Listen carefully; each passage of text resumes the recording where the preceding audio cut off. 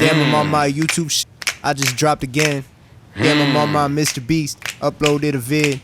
Ian, the rapper, has again been going viral over the last few weeks, this time for his XXL freestyle. Whether it's good viral or bad viral, depends on your perspective. Ian got up there with a couple friends behind him snapping to make a little impromptu beat, and then he did this. Damn, I'm on my Britney. Oops, I hit again. The first glance on social media, whether in the YouTube comments or in some stray tweets you might find, would give you mostly signs of hate. And while you'll find some people here and there admitting that it's catchy, Steve Lacy included, they aren't necessarily saying that it's fire. Some people feel like Tyler the Creator has been vindicated for his comments from a few months ago saying that he felt like Ian was a culture vulture. And yeah, some of his fans are digging in to defend him. But if you ask me, I think this was all part of the plan. He wanted you to hate this. And I'm gonna show you why. I think if we take a step back to see how we got here to this moment, look at the bigger picture of where music marketing is today in 2025, and do a little lesson in the principles of consumer psychology, it'll all make sense. But first, if you like videos on music like this one, I'd really appreciate a like and subscribe. I post a video every week. If you want to see them early, go to my Instagram, HADJI, throw me a follow, and join my broadcast channel. I post all my videos in there one day early for free. Also, I'm going on tour this month with some really incredible artists, Damage, Rob Apollo, Shno Xavier. If you live in the West Coast, the Midwest, or New York, there's a pretty good chance I'm coming to your city. The dates are on the screen, the tickets are in the description. I can't wait to see you there. And for everybody, I've got some music coming this month. My group Elmjack is dropping our first project very soon. Stay tuned on a release date for that. We're just putting the finishing touches on it. And I, HADJI, am definitely dropping a song on July 30th with a really good friend of mine. The pre-save link for that is gonna be in the description. Stay tuned for that. Let's get back to the video.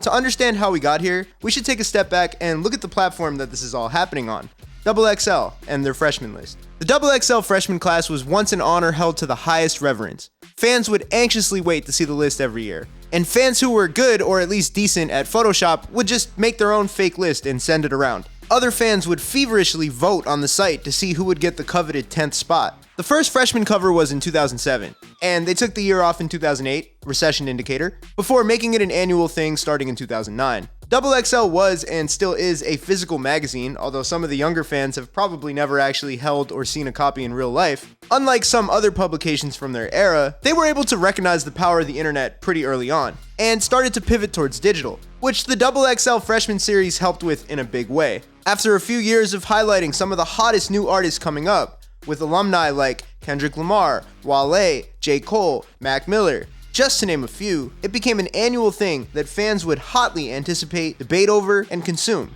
2009 was the first year that they started posting video content on YouTube to go with it, although if you look at that video content, it's pretty clear the budget was not what it is today. Kid Cudi sounded like he recorded it into a tuba. Money is what they could carry. While Asher Roth did a blurry video where it looked like he was the team's group therapist. There's a young Rob Markman on the left too. A few of them got together unofficially to collaborate, but there was no formal XXL cypher where all the artists would get together and rap on the same beat until 2011. This would become a tradition and probably the most anticipated and consumed part of the whole thing. To many, the peak of the XXL cyphers came in 2016, when 21 Savage, Kodak Black, Lil Uzi Vert, Lil Yachty, and Denzel Curry got together with the energy of 4 class clowns and the one teacher who was cool with their shenanigans, having fun in lunch detention. There's been a narrative over the last couple years that the list is losing its shine. The predominant response to the list whenever it drops every year now is, "Who?" And that's a little bit unfair, especially when you consider some of the biggest new rap artists of today, like Doja, Jack Harlow, Baby Keem,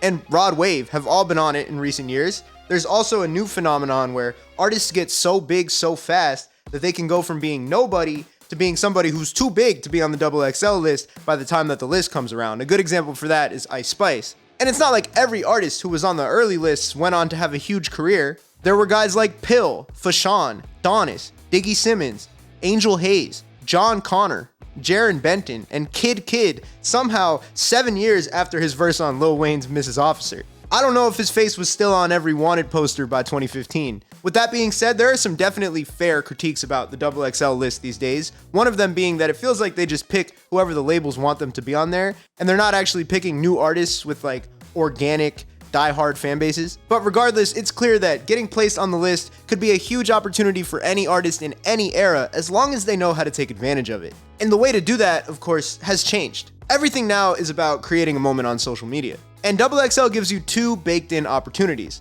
the cypher and the freestyle. This year's ciphers aren't out yet, and Ian went viral off the freestyle, so let's take a deeper look at that part. The word freestyle is completely untethered from its original meaning at this point. Once upon a time, the word freestyle was reserved for things that were genuinely off the dome, improvised raps. Nothing pre-written. It's hard to pinpoint the moment where that changed, but at some point it also grew to encompass appearances on radio stations. Even though a lot of those are pre-written, or in the case of the game, pre-written and reused 100 times. Red rose, white ceiling. It's also sometimes used when people rap on someone else's beat. For example, when DaBaby rapped on Bossman D-Lo's song Mo Chicken, this is how he tagged it on YouTube. It also became a word that artists would sometimes use for their own original songs that probably were not off the dome over their own original beat. Drake and J. Cole's Jodeci Freestyle, Kendrick Lamar's Backseat Freestyle, Kanye West's Freestyle 4. These are just regular songs. Maybe they don't have like an obvious hook. Maybe the structure is more like, I'm just gonna go in there and rap about whatever I want, but there's really no definition to it anymore. And then you look at songs like Drake's Chicago Freestyle, which has a very clear hook, and you're like, what does that word even mean? Thankfully, in the context of XXL, it's a little bit simpler to keep track of. The freestyle is an acapella, no beat, rap right into the camera moment. And it's been like that since they first started doing them. There's an obvious conundrum here. Not every rapper who can make a good, even great song can make an acapella freestyle entertaining. It's more slam poetry sometimes than it is an in-studio performance. Back in the day when XXL first started doing this list, they were generally picking artists who were kind of all in a vibe where they could maybe pull that off. B.O.B.'s in 2009, though, for example, is really dope. Before he got into the Flat Earth stuff and Atlantic Records started making him take all the pop rap songs that Lupe Fiasco was turning down, he was making some really cool music. If you ever want to see me do a video on B.O.B., I would honestly love to, so let me know in the comments if that's something people want to see. Some artists would just reuse future songs. J. Cole's 2010 XXL freestyle ended up being a part of a verse on his song The Autograph that came out a couple months later on his mixtape Friday Night Lights. Designer got laughed at when he snapped to himself and sang, Timmy, Timmy, Timmy Turner, he be wishing for a burner, kill everybody walking. But I'm glad to say I was on the right side of history and I thought that was dope in the moment. And once that became a real Designer song like a month later, it went on to become one of his most popular songs. And if you really think about it, with the snapping, Ian is kind of eating Designer's reheated nachos, but I don't know if y'all are ready for that conversation. There are tons of XXL freestyles that come to mind for the wrong reasons. Some people point and laugh at OJ the Juice Man's in 2010 because it was like 4 bars long, although I honestly think if you put a beat under that, it would probably be kind of hard. There's the classic, the Ty Dolla $ign, I likes to get my dick sucked while I'm getting high. And then there's the Huncho one from last year where I think he's the first artist to leave the auto-tune on. On my block still. I'm actually pretty sure that XXL ended up not posting that full freestyle and it's just available in like the trailer. But that clip is hilarious. If he did that to be funny, like it was genius. The nature of the acapella freestyle being kind of a niche thing that not everybody can pull off, and the fact that some of them are really short, leads me to believe that to many this might be seen as a secondary part of the experience, with the cypher being the real opportunity to win some fans over. I think plenty of artists have clearly treated it like an afterthought. But with that being said, it's clear that one of the rappers on this year's list saw it as an opportunity to get some attention.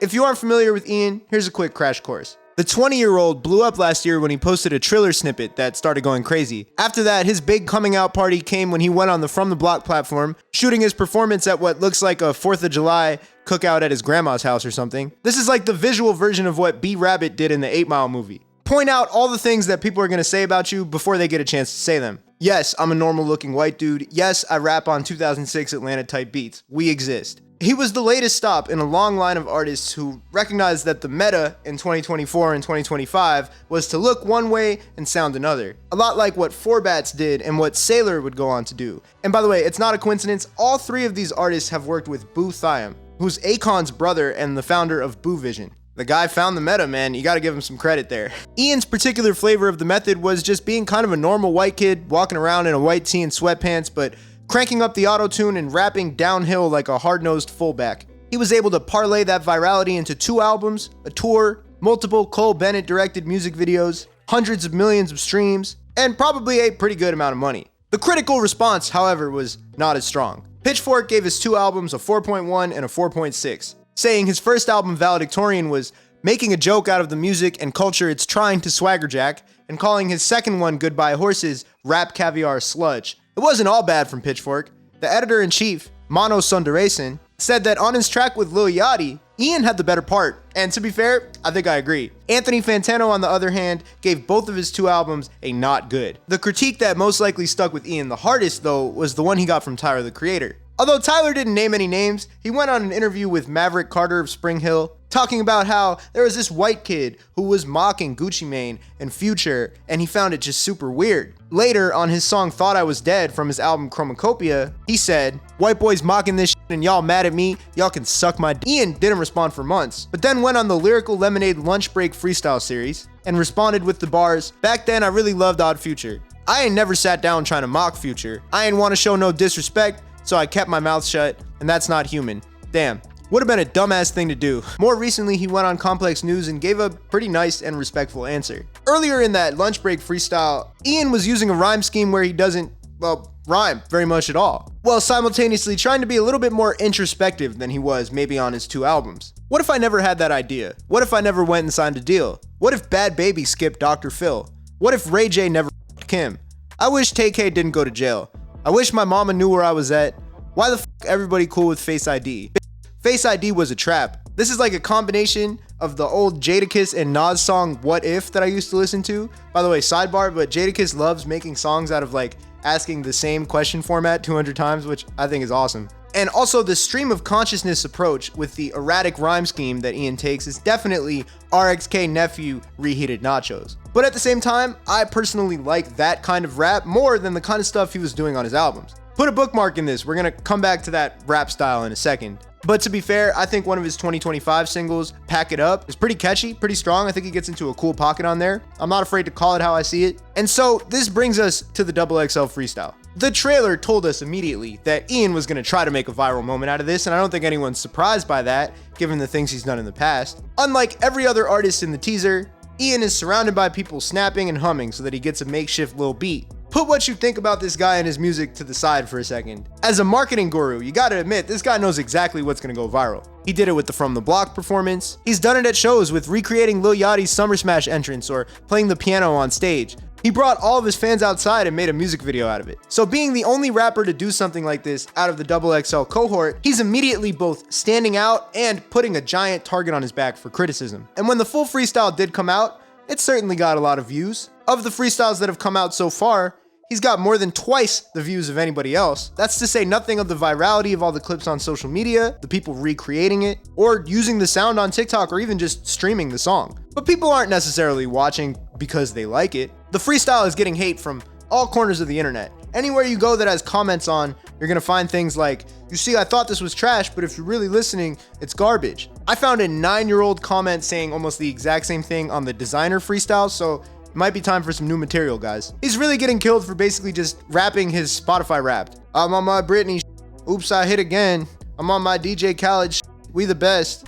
I'm rolling deep, I feel like Adele." He created a meme format in there where people are mocking his rap style, that with obvious and kind of uncreative references to things, and then also a lack of rhyming, just kind of comes off as lazy. I don't think the overall freestyle is like the worst thing in the world. I've fried my brain with enough weird internet rap at this point that I don't really care if somebody's like artfully offbeat or choosing not to rhyme, as long as they can pull it off in an endearing or interesting way. Part of the fun thing about listening to a guy like RXK Nephew is when he does choose to rhyme after not rhyming, it's like a surprise combo punch that you're not expecting, and honestly it hits harder than maybe if he rhymed the whole time. So while the art of not rhyming is something that can be done well, I don't think this freestyle is a good example of that. I don't think it's horrible, but I would never choose to listen to this personally. And that's just my opinion. My biggest personal problem with this freestyle is that when he's like, "I'm on my Britney, oops, I hit again. I'm on my DJ Khaled, we the best."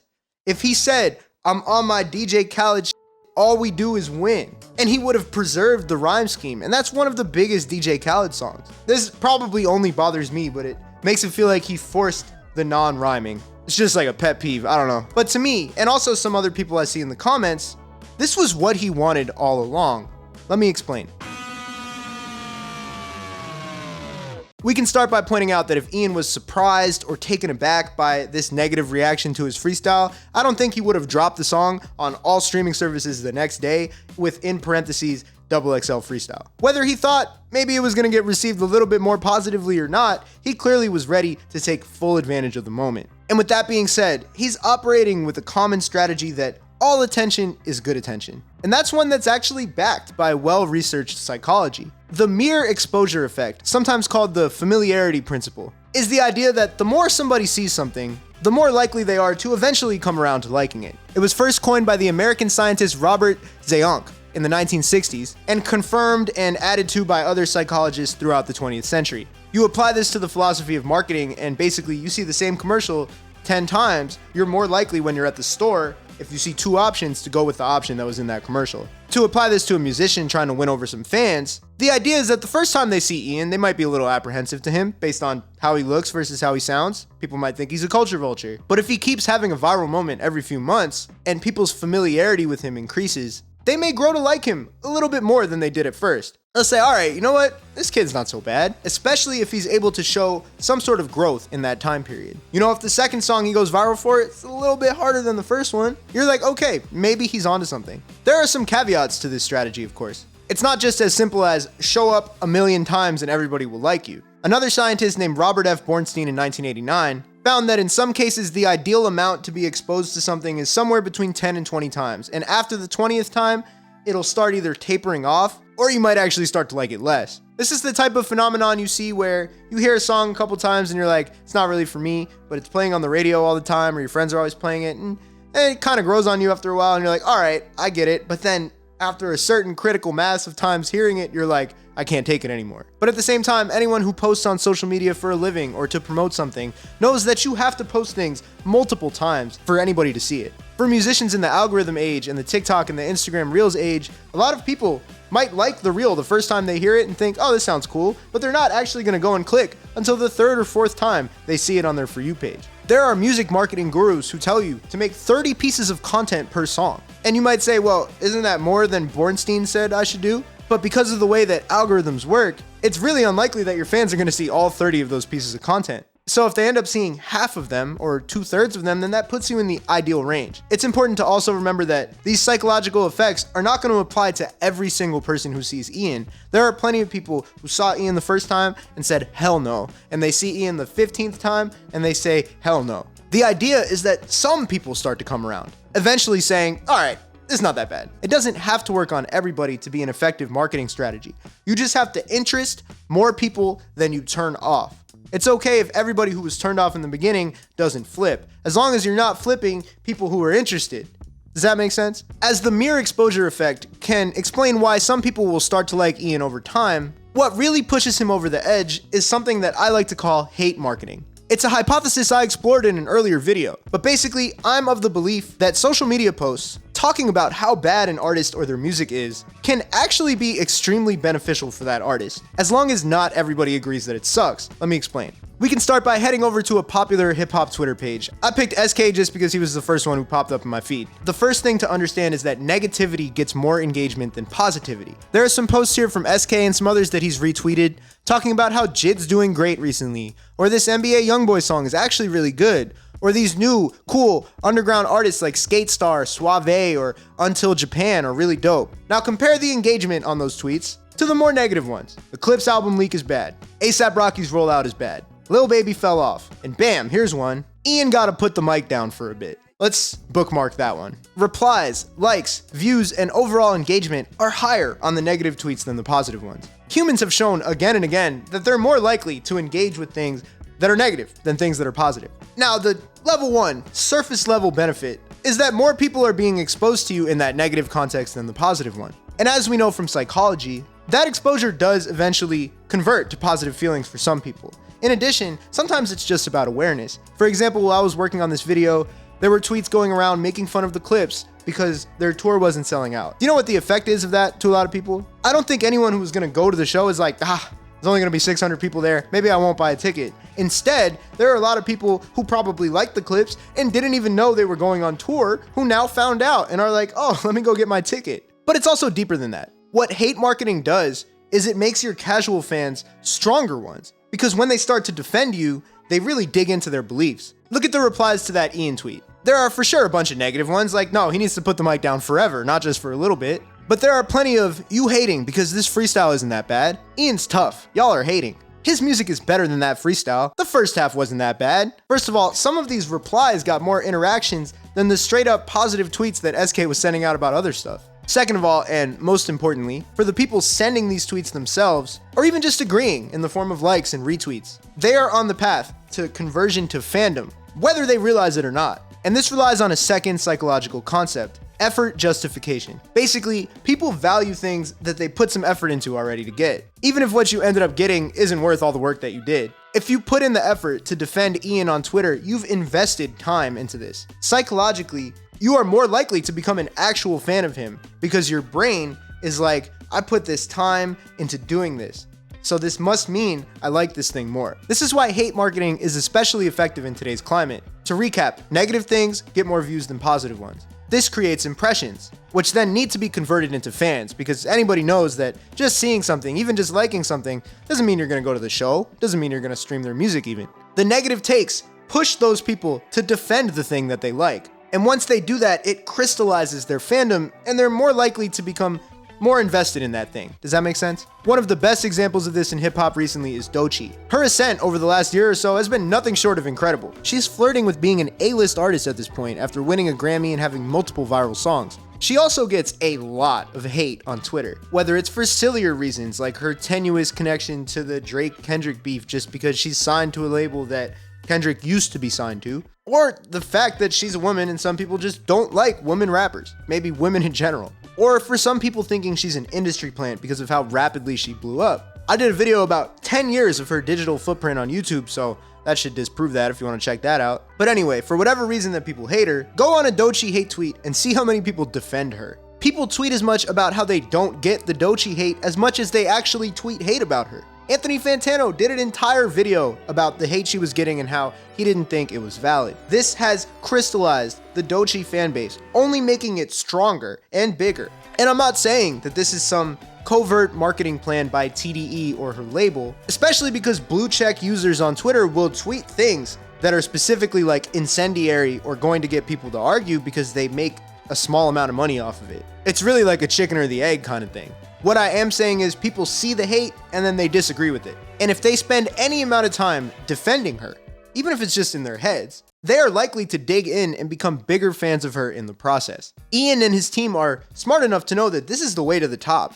And it's interesting because Ian doesn't come off as a particularly like incendiary or controversial guy in interviews. He's like always very like nice and respectful, but he uses social media to his advantage by posting things that are engineered to get people arguing. And they keep showing up in the algorithm, creating discussions around him and his music, and slowly but surely winning more and more people over into having some sort of a sustainable career in music. I want to preface this by saying I don't have a particular problem with Ian. I'm a white guy who also raps. I'm self-aware enough to know that the white rappers who pick extra hard on the other white rappers, it's usually some form of projection, as Jack Harlow put in his song Tyler Harrow. The ones who hate me the most look just like me. You tell me what that means. Being born in 2005 in the United States, I don't think there's any surprise that Ian grew up with an interest in hip-hop. I'm older than him, but I had a similar experience. Think about what the American musical landscape was like as he came to adolescence. It's really no wonder he was drawn to such an incredible and impactful art form. In my first video on Ian, I made it very clear that my biggest issue with him at the time was him rapping about violence. On his first album, he said things like, "Ain't shit to throw some cash on your Brody head. He touched my guy, we Mortal Kombat finish him. Big make his ass do the running man and give him a scare." I really hope these were like filler bars, you know, just things that he said because he's heard other people say them and he was like one line away from finishing a verse. But it really does come off as mockery of the genre because everything about his public image and the way he carries himself says that he's not really like that. And I also don't think it's a bad thing that he's not like that, by the way. I mean, maybe he really is the Reaper of St. Louis, but if he is, he's hiding it really, really, really well. And to give him some credit here, I don't think he's done that in his music since, or at least not as much. Now his raps are mostly about how he's growing a dependence to drugs and he wants to fuck your girl. I'm not saying it's the most riveting content in the world, but I do think it's better than like the fake violence stuff. But I understand if you're someone who sees him as an interloper, a culture vulture, an outsider, a guy who's taking advantage of something and is gonna make country music in 5 years, a dude with bad intentions. In that case, let me give you a piece of advice. Ignore him. Don't post his freestyle on social media. Don't quote tweet it saying it's ass. Don't do parodies of it with the sound on TikTok. Unless you are okay with him becoming way bigger and way richer than he is today. This is the marketing strategy that the smartest artists are leaning into right now, and you are playing right into it. But again, I'm not trying to make this an attack on Ian. I just want to spread some knowledge about why artists are doing the things that they do. Because from the outside, it must seem so strange to imagine why you would intentionally set yourself up to get hate. But I hope this makes some sense. Let me know what you want me to cover next. Peace.